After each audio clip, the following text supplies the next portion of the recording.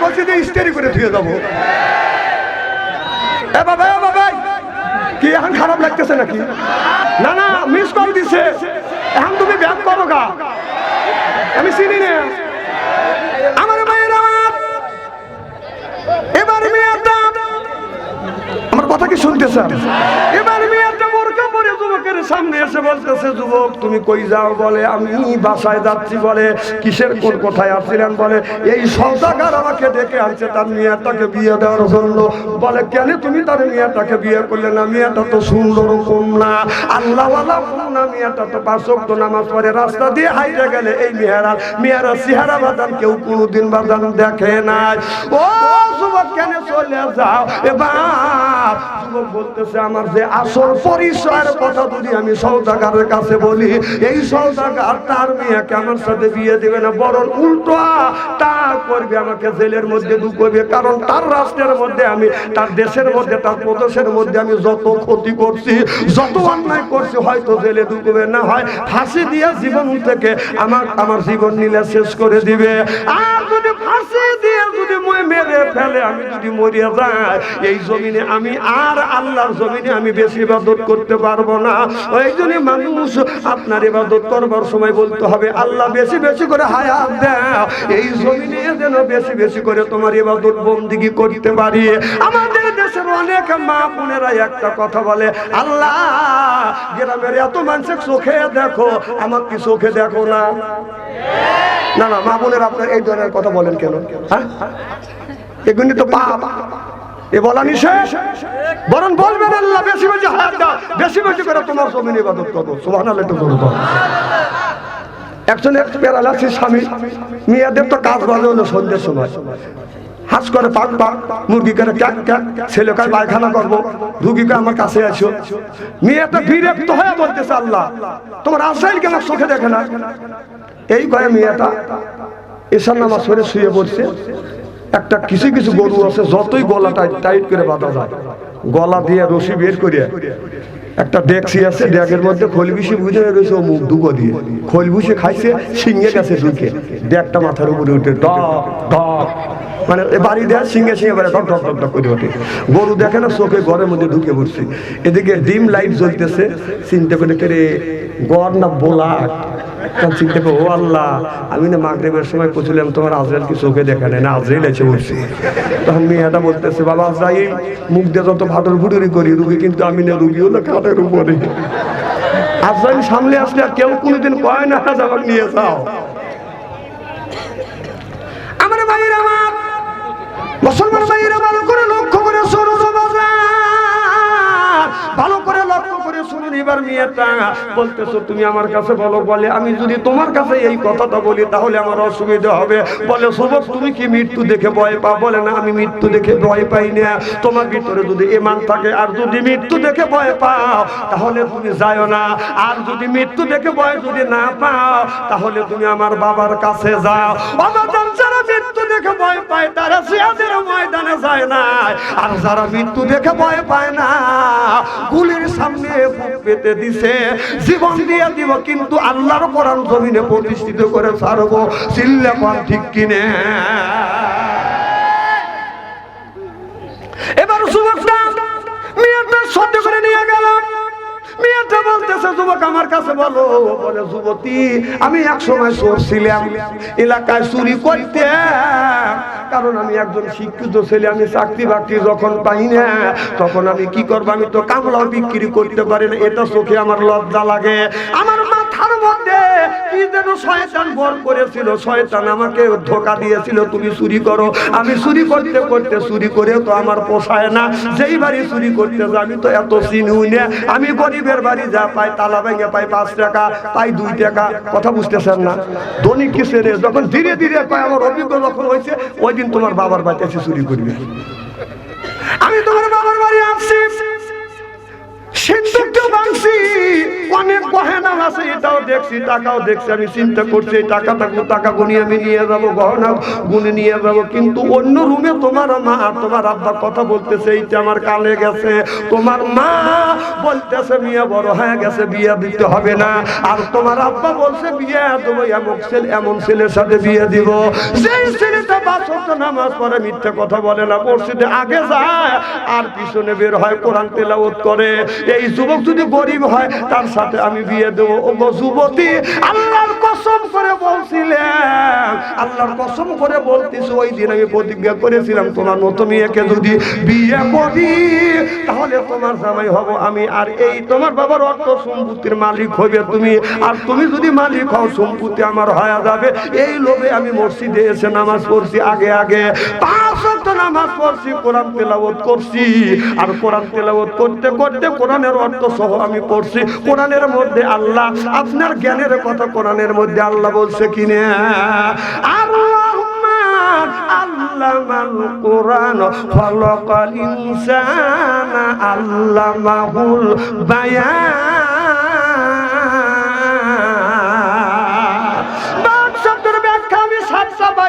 বান শব্দের ব্যাখ্যা হলো জ্ঞান, বান শব্দের অর্থ হলো বাদান বিবেচনা, বান শব্দের অর্থ হলো চেতনা, বান শব্দের অর্থ হলো বাদান মেঘা, বান শব্দের অর্থ হলো বাদান প্রজ্ঞা, বান শব্দের অর্থ হলো বাদান বুদ্ধি, বান শব্দের অর্থ হলো বাদান কথা আর ভাষা। আল্লামাহুল বায়ান।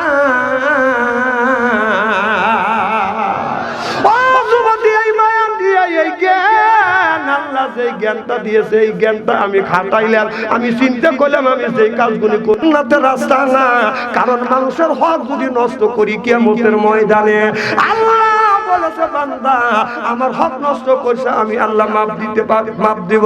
হাক্কুল্লাহ হাক্কুল ইবাদাত, একটা হলো আল্লাহর হক আর একটা হলো বান্দার হক। আল্লাহ বলবে বান্দারে আমার হক আদায় করো নাই, নামাজ পড়ো নাই, মাফ করে দিতে পারি, হজ করো নাই, মাফ করে দিতে পারি, যাকাত দাও নাই, মাফ করে দিতে পারি, কিন্তু বান্দা হইয়া আমার বান্দার হক আদায় করো না, আমি আল্লাহ বান্দার হক নষ্ট করলে আমি আল্লাহ মাফ দিব না। আল্লাহর নবীকে কিয়ামতের ময়দানে আল্লাহ বলবে আফামা হাক্কা আলাই কলেমাতুল আযাব, হে নবী আপনি কি পারবেন এই লোকটাকে জাহান্নামের হাত থেকে জাহান্নামের হাত থেকে বাঁচাইয়া জান্নাতে নিতে? আফা আনতা তুনফিজুল মান ফিন্নার, আল্লাহ নবী বলবেন এই লোকটা দুনিয়ায় ঋণ করবে আর মানুষের হক নষ্ট করবে, এই লোকটাকে জান্নাতে নেওয়ার সাফায়াত করার ক্ষমতা আমার নাই, অত দরকার আমি নবী আমি নিব না। সিল্লামান আল্লাহু আকবার। 3 পয়সা পরিমাণ কেউ যদি ঋণ করে মারা যায় কিয়ামতের ময়দানে 700 রাকাত নামাজের সওয়াব দিতে হবে। আমার কথা কি বুঝতেছেন? কয় টাকা পরিমাণ? কয় পয়সা? 3 পয়সা। তাহলে 3 পয়সা পরিমাণ যদি কোনো ব্যক্তি ঋণ করে মারা যায় কিয়ামতের ময়দানে 700 রাকাত নামাজের সওয়াব দিতে হবে। তাহলে যে দরবেশ বাবা যে কোটি কোটি টাকা জনগণের মারলো ও কয় রাকাত নামাজ পড়ছে? কর কর এটা বাবা বুঝি না না না, এত বড় যে দাড়ি রাখছে ও দাড়ি তো ইবলিস শয়তানেরও আছিল। কথা কম না খায় তুমি যে এত বড় বড় দাড়ি রাখছো, এই দাড়ি ছাগলের মাথারও আছে। আমার ভয় লাগে, ছাগলেরও দাড়ি আছে আমাদেরও দাড়ি আছে, ব্যাপার কি? তাহলে ছাগলের দাড়ি আছে আমাদের দাড়ি আছে, এই দাড়ি রেখে মানুষ কানতে কানতে তো চোখে যাবে। ছাগল জান্নাতে যাবে আর তুমি কোনে যাবে? উনি ছাগল দেওয়ার লেগে উঠে পড়ে লাগছে, তুমি কি করবে? কবরের গুতনি তো খাও নাই। আমার ভাইয়ের আমার ভালো করে লক্ষ্য করে শুনুন, আল্লাহর নবীর জামানায় আল্লাহর নবী যখন বললেন আকিমুস সালাহ নামাজের পরে যাকাতের কথা বললেন কে? সুবহানাল্লাহ, একটু জোরে কোন।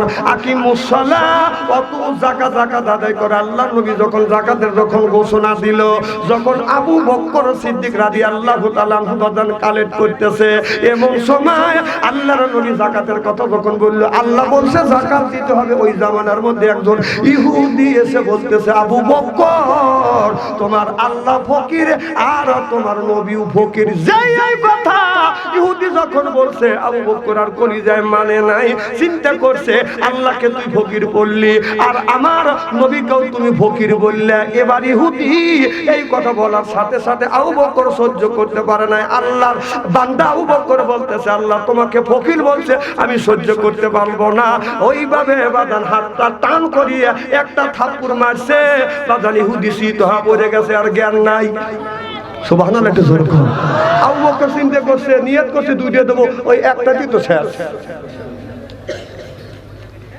এরপরে আরেকটা দেয় নাই। ইহুদি আস্তে আস্তে করে উঠেছে, আমার নবীর আদালতে মামলা দায়ের করতেছে, ইয়া রাসূলুল্লাহ, ইয়া হাবিবাল্লাহ, আপনার আবু বকর সিদ্দিক আমাকে থাপ্পড় মারছে। ও নবীজি, আমি আপনার আদালতে মামলা দায়ের করলাম, আপনি নিজ বিচার করিয়ে দেন। এবার আমার নবী বলতেছে, ইহুদি মামলা আমি নিব ঠিক, কিন্তু থাপ্পড়া থাপড়ে কাম তো আবু বকরের না, এই কাম হলো ওমরের। আমার মনে হয় তুমি ভুল বলতেছো, থাপ্পড় দিছে ওমর আর মামলা করতেছো আপনার আবু বকরের নামে। কথা বুঝতেছেন না? আমাদের দেশে অন্যায় করছে একজন, মামলা করছে আলেমের নামে। আমাদের দেশে মানুষ 6 বছর আগে মারা গেছে, সে লোকের নামে মামলা হয়েছে, সেও আপনার নিরাপদ থাকতে পারে নাকি? মানে ওরা বিপক্ষে গেছে। আচ্ছা, কথা কেন অবাস্তব বলতেছি নাকি? আচ্ছা, মরা মানুষের নামে মামলা হয়েছে, এটা কি জানেন? কি কারণ জানেন? মরা মানুষ কবর থেকে উঠে আসে, আগের দিন ভোট দিয়ে গেছে রাইতে, জানেন? আচ্ছা, ইলেকশনের সময় যখন ভোট দিতে যায়, একজন যদি আরেকজনের ভোট দিতে যায়, তাহলে ভাইয়ের নাম হলো মাওলানা আব্দুর রহমান ভাই, আর আপনার বাবার নাম ইবাদ আলী। আচ্ছা, আব্দুর রহমান ভাইয়ের ভোট যদি আপনি দিতে যান, নিশ্চয়ই তার বাবার নাম বলতে হবে। কথা কন যে আমি ইবাদ আলী সাওয়াল, ইবাদ আলী আমাকে জন্মাইছে, আমি ভোট দেবো না কেন? তাহলে এবার আব্দুর রহমানের নাম দিয়ে যে তার বাপের নাম গুরলাই আছে, তার নামের ভোটটা তুমি আর একটা লোকে বাপ বানা, যে বাপ বানা যে ভোটটা দিলে ওই লোকটাকে আসলে তোর বাপ। কথা কও, কথা কও। নিজের বাবাকে অস্বীকার করে আর একজনকে বাপ বানায়, ও বাবার বৈধ সন্তান না, অবশ্যই অবৈধ সন্তান। এই কথা তোমরা করছো, এই কথা ভাবছো অন্তরে বলবি, কলিজা লাগে। যে আবার সুযোগ আসুক, আরো আসতেইছে। তোর মা চলে গেছে, এটা বসে তাস্তালে বসে খায়, চা খাওয়ার মা আসবে, মা আসবে, তোর মা মরবেন লেগে আসবে। হ্যাঁ, তাস্তালে বসে মামা করিস, তোর মা মরবেন লেগে আসবে। এবারে দেখলাম যে তোর মা যদি ভাসিও হয়, কম করে 3000 ভাসি হবে। এই পরিবারটা পদত্যাগে জর্জরিত। উনি বাংলাদেশ থেকে পদত্যাগ করে মামুর বাড়ি গেছে, যায় সময় পাই নাই। তার বেটার বউ বাবা জয়ের পদত্যাগ করছে। আবার এই সাবেক প্রধানমন্ত্রী মিয়া দল থেকে পদত্যাগ হয়েছে, প্রধানমন্ত্রী পদের থেকে পদত্যাগ করছে। ওর বোন শেখ রেহানা মিয়ার জামাই, তার মেয়েকে আবার পদত্যাগ করছে। কথা এদের দলটাই হলো মানে তাকে তাকে জর্জরিত। হ্যাঁ, আবার বলতেছে মা আসবে, তোর মা মরবেন লেগে আসবে। বেচারাটা বিপদে বসে, ওনাকে আবার বিপদে ভালো লেগে আবার মাঝে মধ্যে স্ট্যাটাস রাখে 24 তারিখে আসবে, আর তোর মা ওই 25শে মাসে আসবে, তো নিয়ে আসবে। তো নিয়ে আমরা সবে বরাত আপনার ওই মরা কামার ঢোকা রাখে তোর মার সাথে মোকাবেলা করে ঢুকবো।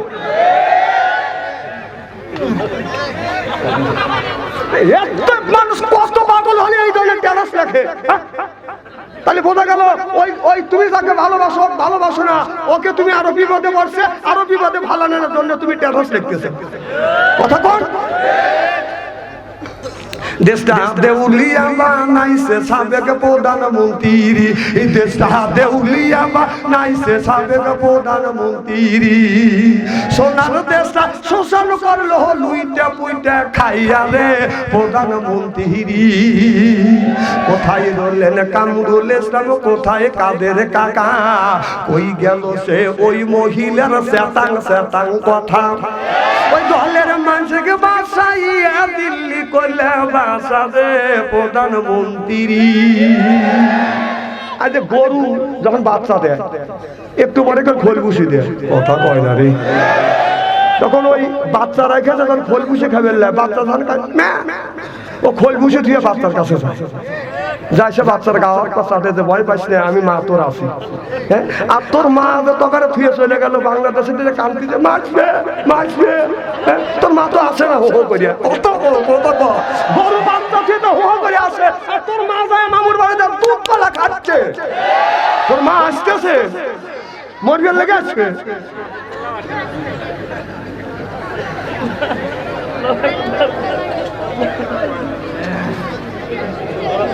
খুব কি খারাপ লাগতেছে নাকি আমার ভাইরা, আমার মুসলমান ভাইরা?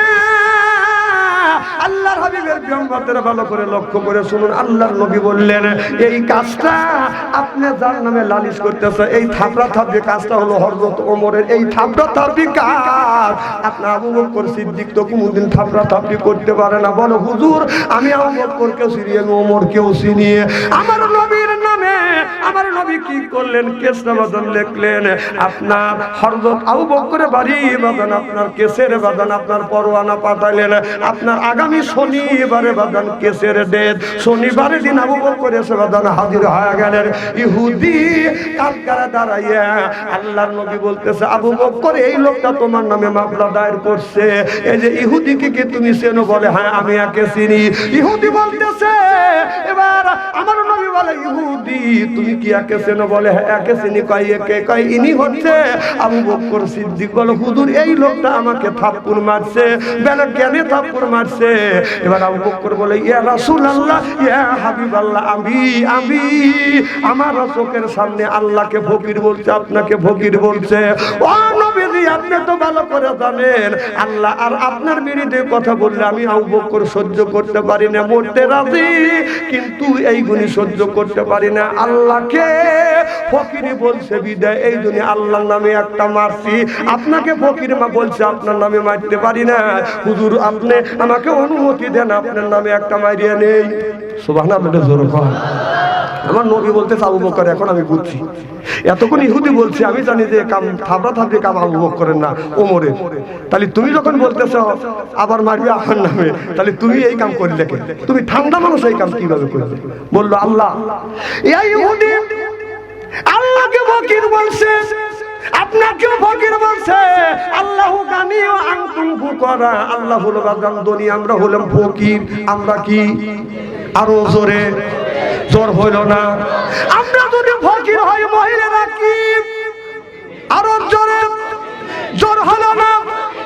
জোরছে বলো, বাইশ যায় না ফকির নি করাবি নি। আপনার বউরা আপনারা বলবেনি যে তোরা ফকির হচ্ছে, আমার ফকির নি বানাচ্ছিস কে? আমি বলিনি, আপনারা বলছেন।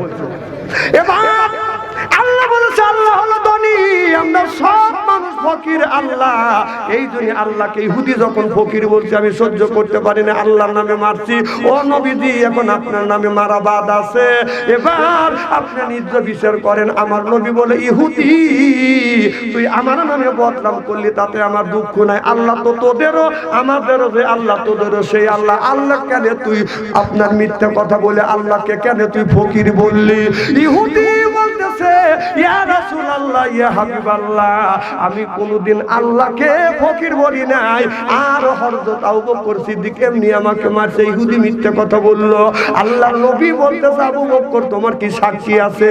আবু বকর বলে, ইয়া রাসূলুল্লাহ, ইয়া হাবিবাল্লাহ, আল্লাহর কসম করে বলতেছি গো নবীজি, আল্লাহর কসম করে বলতেছি, আল্লাহকে ফকির বলছে। এবার আল্লাহর নবী বললেন, সাক্ষীর দরকার, সাক্ষী ছাড়া তো হয় না। আবু বকর তোমার বিরুদ্ধে, তোমার পক্ষে কি কোনো সাক্ষী আছে? আবু বকর বলে, ইয়া রাসূলুল্লাহ, আপনি তো ভালো করে চেনেন আর জানেন আমি তো জীবনে কোনোদিন মিথ্যা কথা বলি নাই। আল্লাহর নবী বললেন, আবু বকর আপনার ইসলামী কোষে সাক্ষী চাই, আমি তো ভালো করে জানি তুমি মিথ্যা কথা বলো না, তবে তোমার সাক্ষী কই? সাক্ষী যদি না উপস্থাপন করতে পারো, ইহুদিকে যেমন করে থাপ্পড় মারছো, ইহুদি তোমাকে অমন করে থাপ্পড় মারবে। আবু বকর বলল, নবী আমার কোনো সাক্ষী নাই, আমার সাক্ষী হলো আল্লাহ। সুবহানাল্লাহ বললেন না? আল্লাহ এসে কি সাক্ষী দিবে? আল্লাহর নবী বললেন, ইহুদি আবু বকর তোমাকে একটা থাপ্পড় মারছে, তুমি একটা মারো। ইসলামের বিধান হলো হাতের বদলা হাত, চোখের বদলা চোখ, খুনের বদলা খুন হলো ইসলামের বিধান। সুবহানাল্লাহ বললেন না? খুনের বদলা খুন যদি ইসলামের ইসলামের বিধান হয়, খুনের বদলা খুন যদি ইসলামের বিধান হয়, তাহলে সাবেক প্রধানমন্ত্রী যদি 3000 লোক যদি মাইরে থাকে 3000 বার ফাঁসি হবে। কথা তুমি বাদ যা পাও, আমি তোমাকে চিনি না, তুমি বোর সাথে কথা পাও না, আর এনে এসে আমাকে খালি বারবার বলতে কথা কও কথা কও। আমার ভাইয়ের আমার এদিক তাকান, খুব খারাপ লাগতেছে নাকি? নারায়ণ তাকবীর। আল্লাহর নবী বললেন ইহুদি তোমাকে যেমন করে আবু বকর থাপ্পড় দিয়েছে ঠিক তুমি ওইভাবে থাপ্পড় দাও। এবার ইহুদি মুস্কি মুস্কি হাসতেছে আর বলতেছে আবু বকর আজকে তোকে আমি সাইজ করব, থাপ্পড় মারতে যাবে। এমন সময় জিবরাইল আলাইহিস সালামের ঘন্টা চলে আসলেন, মুহাম্মদ হাইগিবনা গুপ্তা তানা গুপ্তা জিবরাইল, জিবরাইল হাইগিবনা গুপ্তা তানা গুপ্তা রব্বুল জলিল সিল্লাকান মারহাবা। জিবরাইল আলাইহিস সালাম এসে বলে ইয়া রাসূলুল্লাহ ইয়া হাবিবাল্লাহ ইহুদি যা বলেছে এটা মিথ্যে বলেছে। ইহুদি আল্লাহকে ফকির বলছে, আপনাকে ফকির বলছে। আবু বকরের পক্ষে আল্লাহ আয়াত নাযিল করেছে। সুবহানাল্লাহ।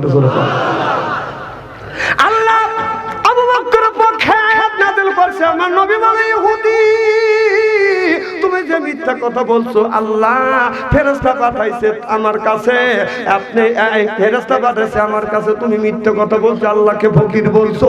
ইহুদি বলতেছে ইয়া রাসূলুল্লাহ ইয়া হাবিবাল্লাহ ও নবীজি আবু বকরের পক্ষে আয়াত নাযিল হবে আমি কি জানতাম? যদি জানতাম আল্লাহকে ফকির বলতাম না।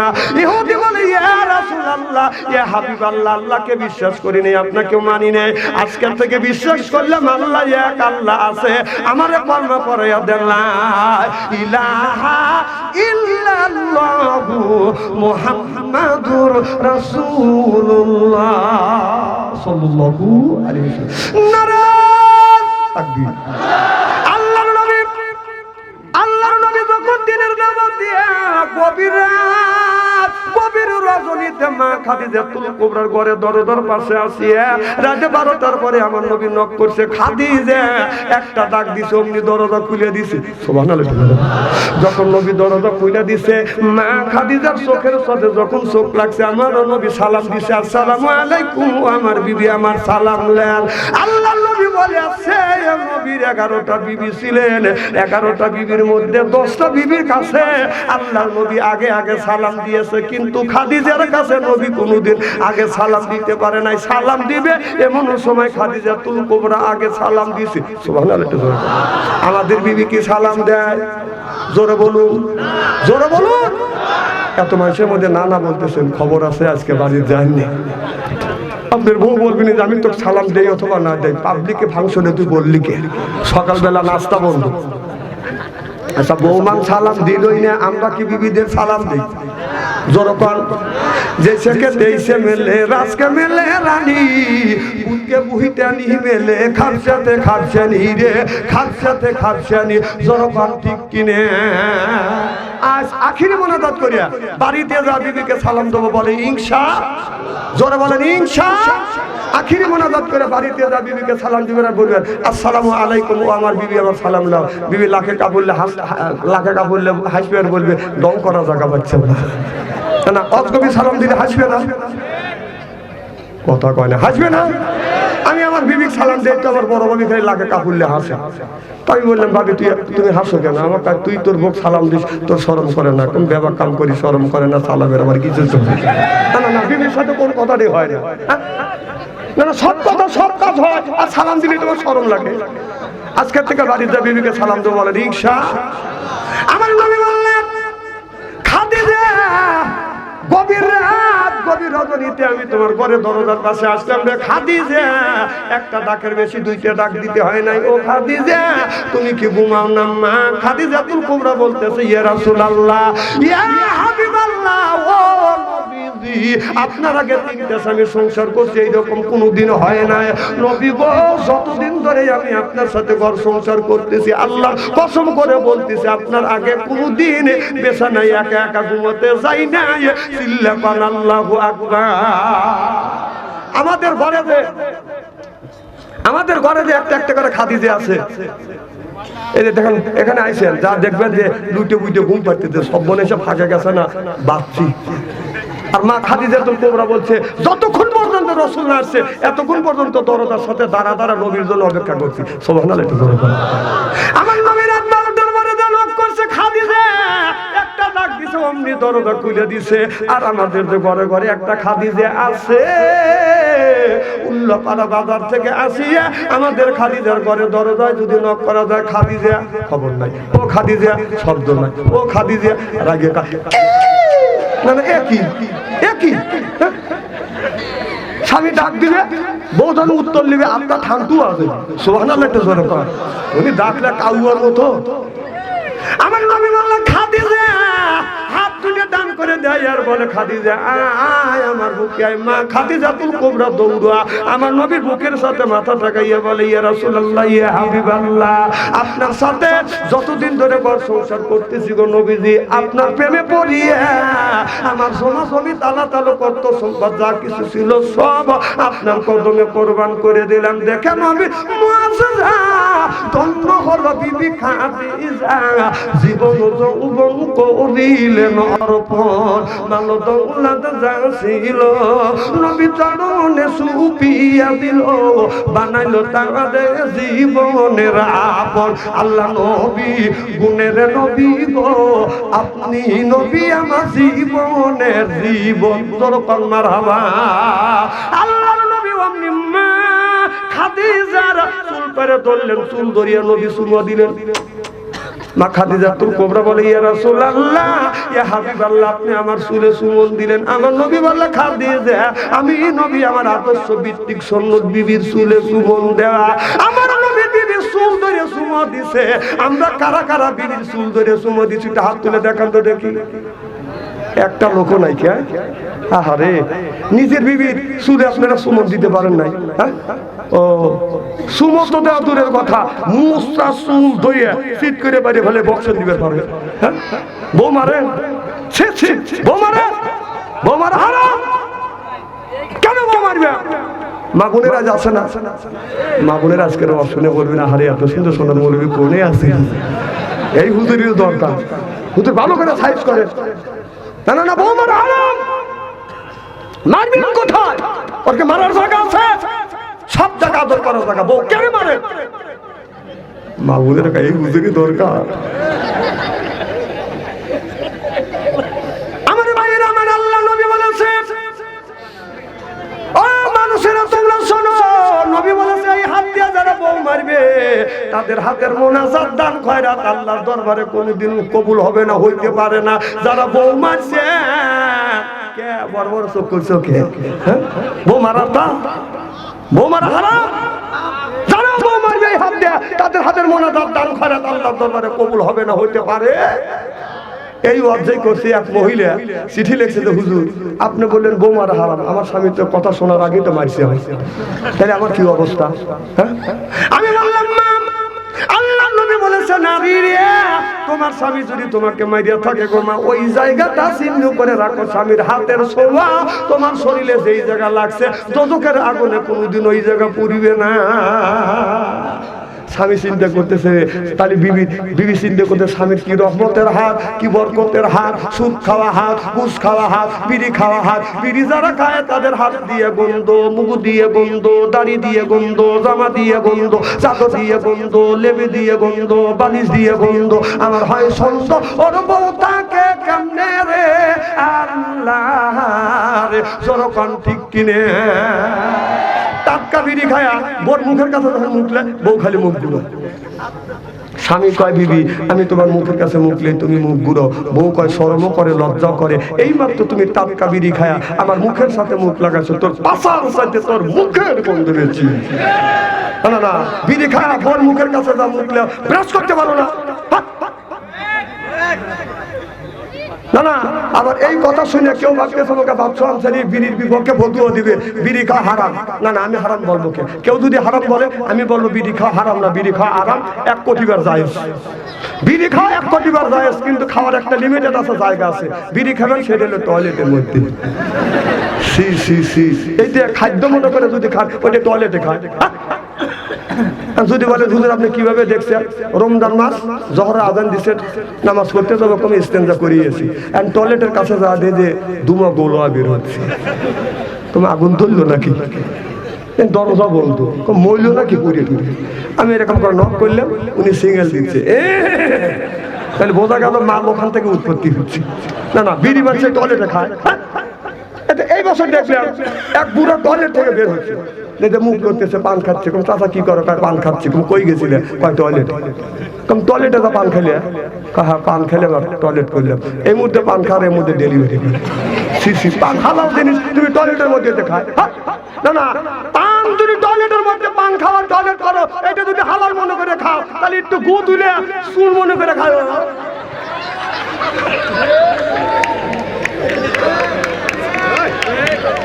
না না, কালকে তো বলবি না যে বাদশাহ আনসারী হাসান, আমি হাসানের কথা বলতেছি।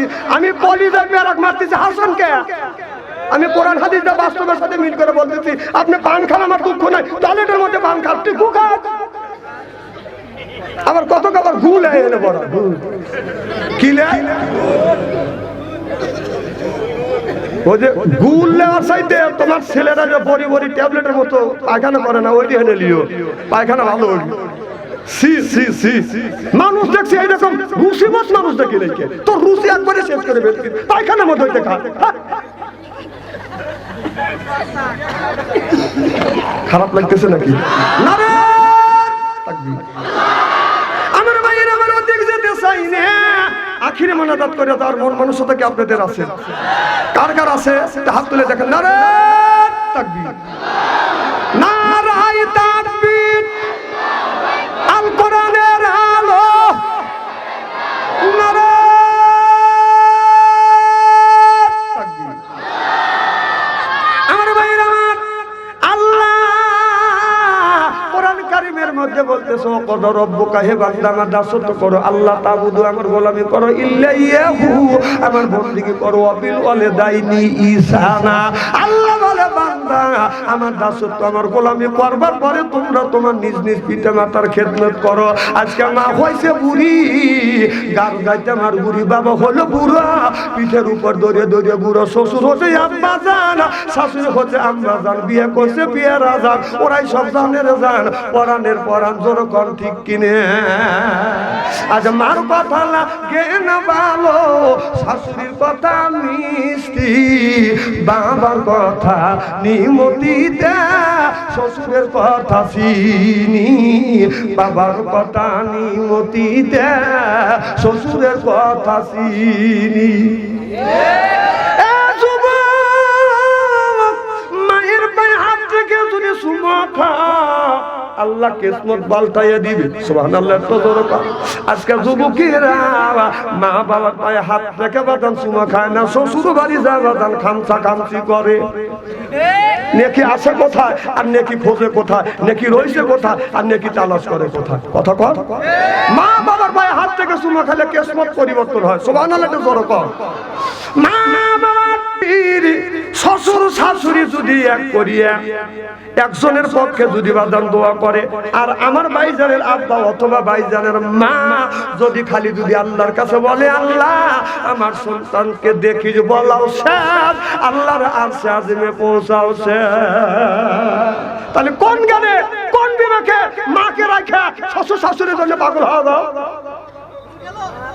এই যে যারা শ্বশুর, এই যে মা বাবার ওয়াজ উঠে আসছে, এখন উঠে আসলে যারা উঠে যাবে বুঝতে হবে ওরা মা বাবার দেখতে পারবে। ওরা যাবে আর বলবে হুজুর মা বাবার কথা বলতেছে, শ্বশুর শাশুড়ির কথা বলতে পারে না। মা একটা মুরগি জব করিয়া 6 জনে খাইছে, 3 ভাই 3 বোনে খাওয়াইছে, আবার মাও খাইছে, আব্বাও একটু শুরু খাইছে। কথা কর। আর শ্বশুর বাড়ি গেলে একটা মুরগি জব করে শাশুড়ি একটা মুরগি জামাই খাওয়াইছে, তাহলে কার কথা বলতে হবে? কথা কর। তার কথা বলতে হবে, মার কথা না শাশুড়ির কথা? কথা কর। কথা কর ভালো করে বলতে। মা একটা মুরগি জব করিয়া 3 ভাই 3 বোনে খাওয়াইছে, আব্বাও একটু সুরা খাইছে, মাও একটু সুরা খাইছে, ওই যে চলে যেতেছে। তো এরা যাবে না যাবে কে? কারণ মুরগিটা শাশুড়ি একটা একা এক খাওয়াইছে। হ্যাঁ, এই শোনার তো আছে, তা 30 বছর আগে মরছে, আর শাশুড়ি একটা মুরগি জব করে খাওয়াইছে, এ প্রমাণে আর কাছে আছে। কারণ মা একটা মুরগি জব করে 6 জন খাইছে, 6 জনে খাওয়াইছে, আর শাশুড়ি একটা মুরগি জব করে তোমাকে খাওয়াইছে, এর মানে খালি মুরগি খাওয়ানে তো পাম দিছে। আমার মেয়ে একসাথে ভালোবাসে। আল্লাহ বললেন দুনিয়ার মানুষেরা মার সাথে সুন্দর ব্যবহার করো, খবরদার ধমক দিয়ে কথা বলবে না, চোখ রাঙায় কথা বলবে না। ওয়াকুল্লাহুমা কওলান কাদিমা, মার সাথে নরম নরম কথা কও, বাবার সাথে নরম নরম কথা কও। খবরদার মা বাবার মনে আঘাত দিয়ে দিয়ে কথা বলবে না। মা বাবা যদি বেজার হয়ে যায়, আল্লাহ বেজার হয়ে যাবে। মা বাবা খুশি, আমার আল্লাহ খুশি। মা বাবার খেদমত করলে 3টে জিনিস আল্লাহ দেয়। 1 নাম্বার হায়াত দেয়, 2 নাম্বার আল্লাহ ইজ্জত বাড়িয়ে দেয়, 3 নাম্বার আল্লাহ অর্থ সম্পদের অভাব আল্লাহ দূর করে দেয়। সিল্লাকান মারহাবা। ওই মা এমন একটা নিয়ামত। আল্লাহর বান্দা লোকমান আলাইহিস সালাম যখন বাজান হজে যাবে, 6 জন 7 জন বন্ধু একসাথে বাজান হজে যাবে। হজের টাকা বাজান জমা হয়ে গেছে। হজের টাকা জমা দিয়ে আল্লাহর বান্দা লোকমান ইতিহাসের ভিতরে বাদে ইতিহাসের দিকে বাজান তাকিয়ে দেখেন, মার কাছে এসে বলতেছে, ওগো মা, হ্যাঁ দৌড়ান। আচ্ছা এইভাবে আমরা যদি উঠে যাও, ওয়াজ কিভাবে করবো? না এতক্ষণ ওয়াজ করলাম, শুনলো, আর মার কথা যে বলতেছি উঠে উঠে চলে যাচ্ছে। অন্যটা গাল পেটতেছে, বলতেছে খালি মার ওয়াজ করা লাগবে নাকি? শ্বশুর শাশুড়ি কি অন্যায় করছে? যারা উঠে দেবে বুঝতে হবে এরা শাশুড়ি ভক্ত। আমার ভাইরা, মা বলে বেটা লোকমান হজে যাই না, তুমি যদি হজে যাও আমি তোমার মাকে আমার খেদমত করবে বেটা। আমি তোমার মা বিছানা ভরে পায়খানা করি, বিছানা ভরে প্রসাব করি বেটা লোকমান। তুমি যদি হজে যাও আমি মাকে আমার খেদমত করবে, কে আমার পায়খানা পরিষ্কার করবে, কে আমার প্রসাব পরিষ্কার করবে? লোকমান বলে মা আমি তোমার জন্য কাজের একটা লোক রেখে যাব। মা বলে বেটা লোকমান আমি যখন পায়খানা করি সঙ্গে সঙ্গে তুমি পরিষ্কার করো, প্রসাব করলে তুমি সঙ্গে সঙ্গে পরিষ্কার করো, এমনকি আমার গোসল দাও, তারপরে তুমি গোসল দাও, তুমি রান্না বান্না করিয়ে আমি মা আমার খাওয়ানোর পরে এরপরে বাবা তারপরে তুমি খাবার খাও। বেটা লোকমান তুই হজে যাস না, তুমি যদি হজে যাও আমি মা আমারকে খেদমত করবে। এবার লোকমান 6 বন্ধুর কাছে যা বলতেছে, বন্ধু রে আমার মা নিষেধ করেছে হজে যাব না, আমার মা অসুস্থ, আমি যদি হজে যাই আমার অসুস্থ মারকে খেদমত করবে। আল্লাহ পরে নবী আমার, নবীর পরে বাবা, আল্লাহ পরে নবী আমার, নবীর পরে বাবা। মায়ের উপর ফরজ হলো করতে বাবা সেবা রে ভাই, করতে বাবার সেবা। মা বাবার সেবা করা সন্তানের ওই ফল, দুঃখ দিয়া মক্কায় গেল হবে না তোর হজ রে ভাই, হবে না তোর হজ। তুই যাবি যদি হবে খুশি রাখো কাজে, তুমি যাবে যদি হবে খুশি রাখো কাজে। হজ হবে তার খুব সহজ, করলে তার ভাই রূপী বাবা জান্নাতের চাবি। কথা বলছে দয়াল নবী, জোরকান সুবহানাল্লাহ। এবার লোকমান হজে গেলেন না, সব টাকা গুলো উদ্দু করে আনলে, গরিব মানুষের মধ্যে টাকা গুলো বাদান বিতরণ করে দিলে।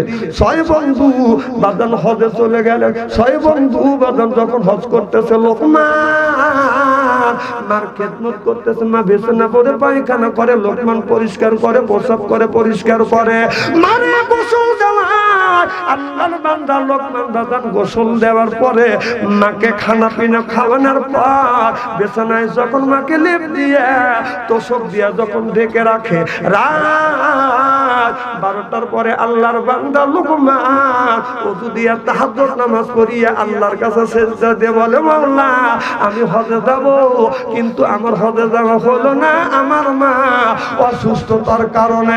ও মাওলা আমার মা বিছানা পরে পায়খানা করে আমি পরিষ্কার করি, আমার মা বিছানা পরে প্রসাব করে আমি পরিষ্কার করতেছি। ও মাওলা আমি যদি হজে যাইতাম আমার মার খেদমত করা হইতো না। ও মাওলা মক্কায় যদি না নাও, মদিনায় যদি না নাও, আল্লাহ মদিনা আল্লাহর সাথে স্বপ্নে তুমি একটাবার দিদার করাও। যখন সুবহানাল্লাহ এই বলে আল্লাহর বান্দা লোকমান আল্লাহর কাছে দোয়া করে, এই বলে বাজান কাঁদতেছে।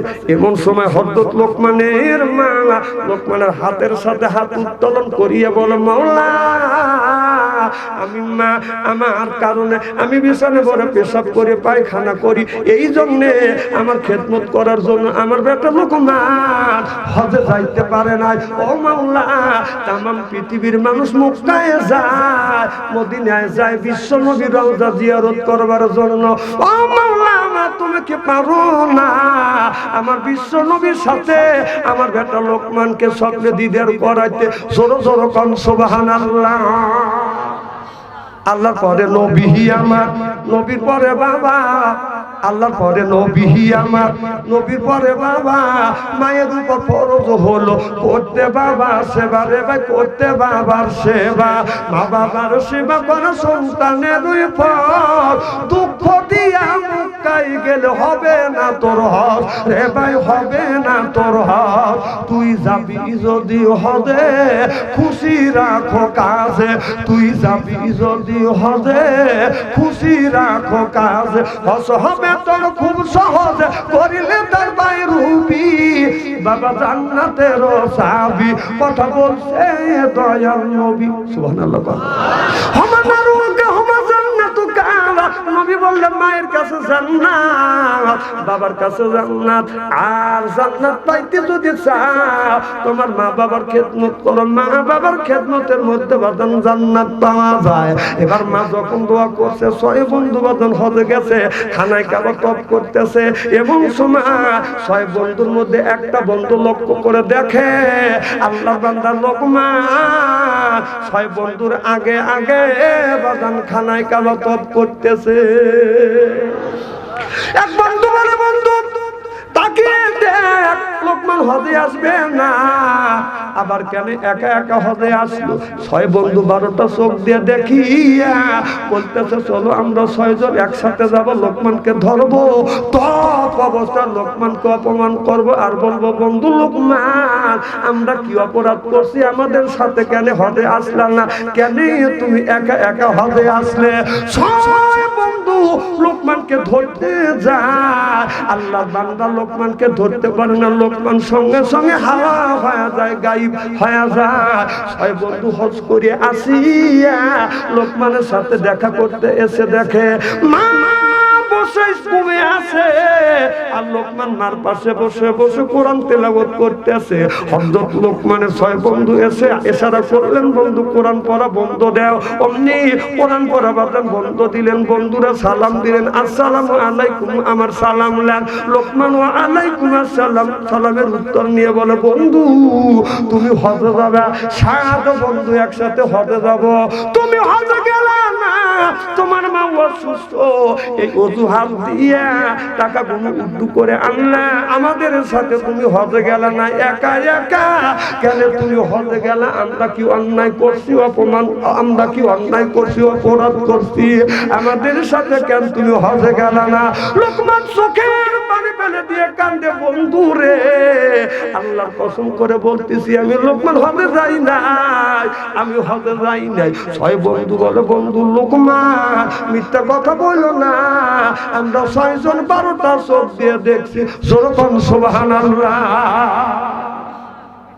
বলে, বন্ধু আমরা 6 জন 12টা চোখ দিয়ে দেখছি, তুমি মিথ্যা কথা বলো? হাজির দোয়া 40 দিন পর্যন্ত আল্লাহ কবুল করে। সুবহানাল্লাহ। কয়দিন? 40। লোকমান চোখের পানি ফেলে গান, বন্ধু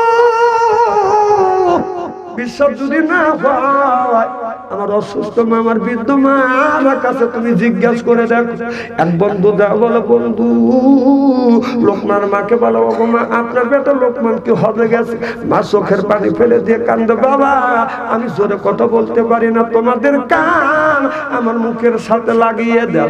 এক বন্ধু কান যখন মুখের সাথে লাগালেন, মা চোখের পানি ফেলে দিয়ে দিয়ে কান্দে, বেটা রে আমি বিছানা বড় প্রসাব করি, আমার বেটা পরিষ্কার করে, বিছানা বড় পায়খানা করি, বেটা পরিষ্কার করে, আমারে গোসল দেওয়া, বেটা গোসল দেয়, বেটা নিজ হাতে রান্না করিয়া আমি মা আমাকে উলুর উপর বসাইয়া খাবার লোকমা বানাইয়া বানাইয়া মুখে তুলে দেয়। বেটা আমার বেটা লোকমা যদি হতে যাইতো আমি মা কে আমার খেদমত করতো, কেউ আমার খেদমত করতো না। আমার বেটা লোকমা হতে যায় নাই, বেটা হতে যায় নাই। 6 বন্ধু এই কথা শুনিয়া 6 বন্ধু চোখের পানি ধরে রাখতে পারে না। লোকমান এক জোড়া ধরে বলে, বন্ধু আমরা 6 জন 12টা চোখ দিয়ে দেখছি, এটা মিথ্যা হবে না। মা দুঃখীর নিজা বলেছে এটাও সত্য। বন্ধু এটা কেমন খেলা? লোকমান বলে, বন্ধু এটা প্রেমের খেলা। আমি তাহাজ্জুদ নামাজ পড়িয়া নবীর উপরে দরুদ পড়তে পড়তে যখন ঘুমিয়ে পড়ি, আমার বিশ্ব নবীর স্বপ্নের মধ্যে আমার সাথে দেখা করে। জোরে বলো সুবহানাল্লাহ। বন্ধুরে লোকমা খাবার গুলো লোকমা বানাই রান্না করিয়া মা বামুলের উপরে বসাইয়া খাবারটা লোকমা বানাইয়া মার মুখে যখন তুলে দেয়, হযরত লোকমানের মা চোখের পানি ফেলে দিয়ে কান্দে। লোকমান বলে, মা তুমি কান্দো কেন? আমার আচরণে ব্যবহারে কি তুমি কষ্ট পাইছো? চোখের পানি ফেলে দিয়ে কান্দে, বেটা আমি তোমার আচরণে ব্যবহারে কষ্ট পাইনি, বরং খুশি হই।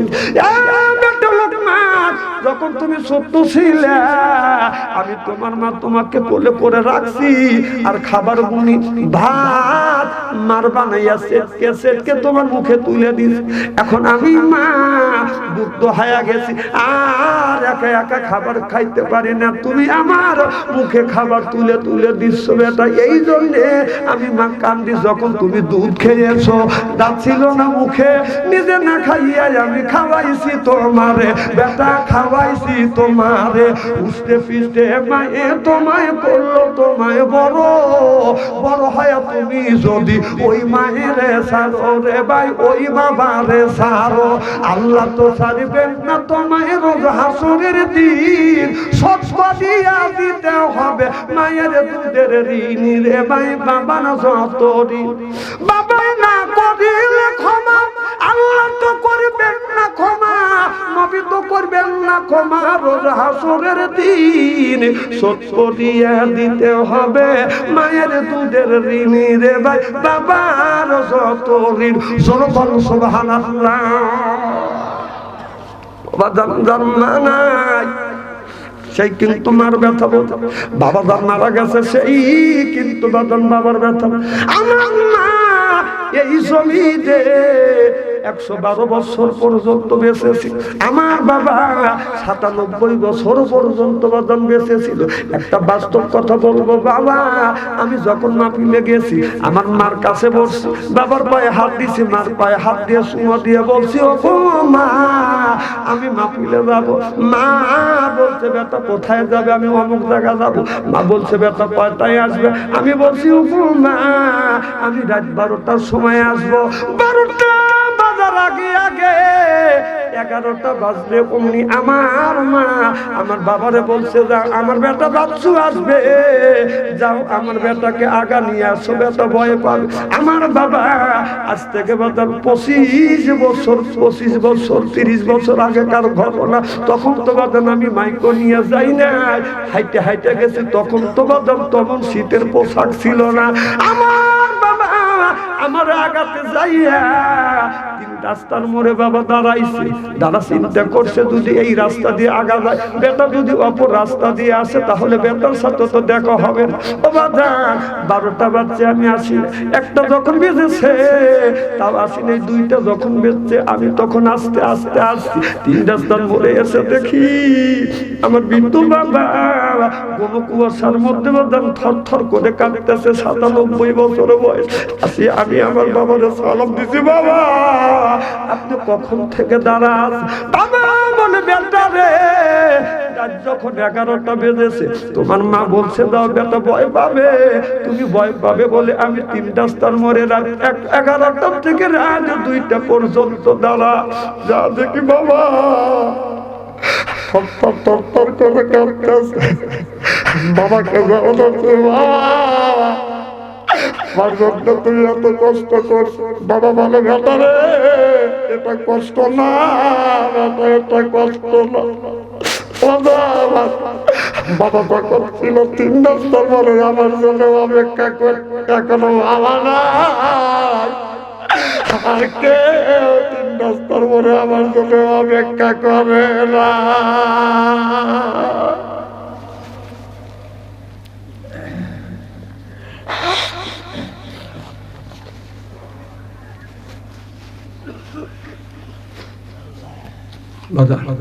যার বাবা নাই তার কলিজা আঘাত লাগে, যার মা নাই তারই চোখে পানি আছে।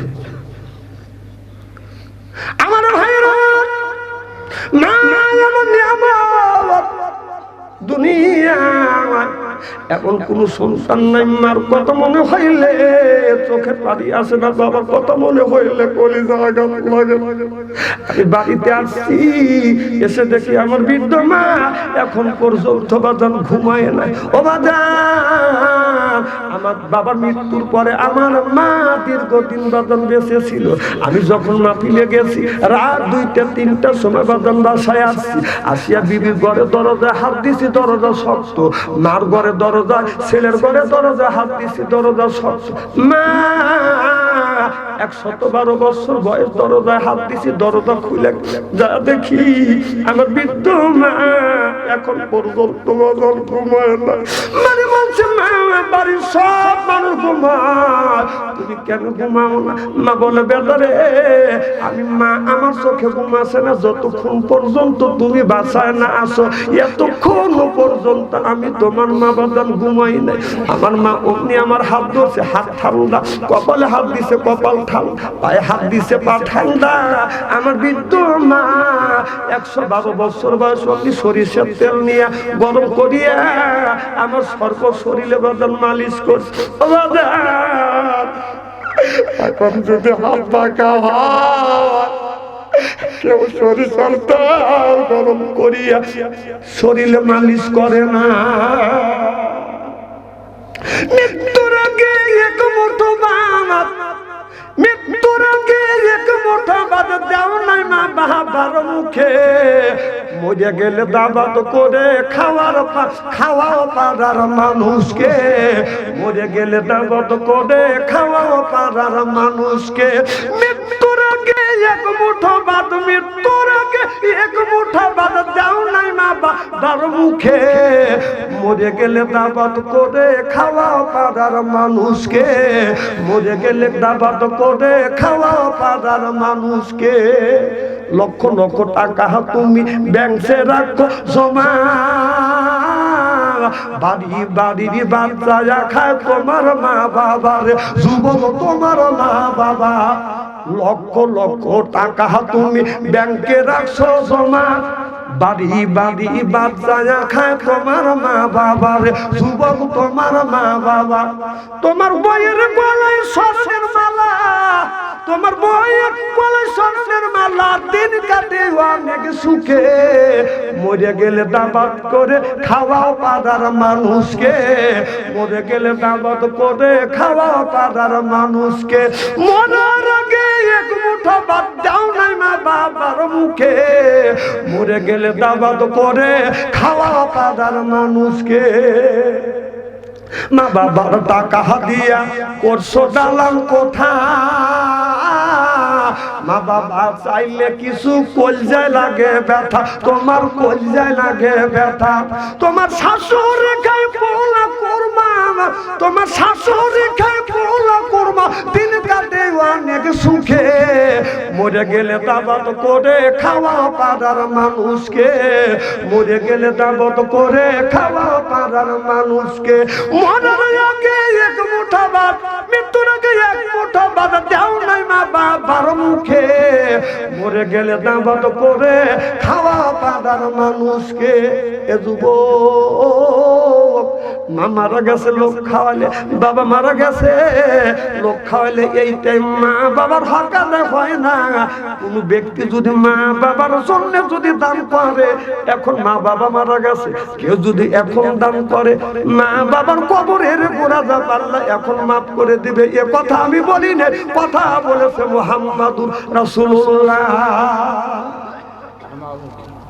আল্লাহ আমার এক ভাই গোলাম মোস্তফা ভাই, মা নাই বাবা নাই, 1000 টাকা দান করলো।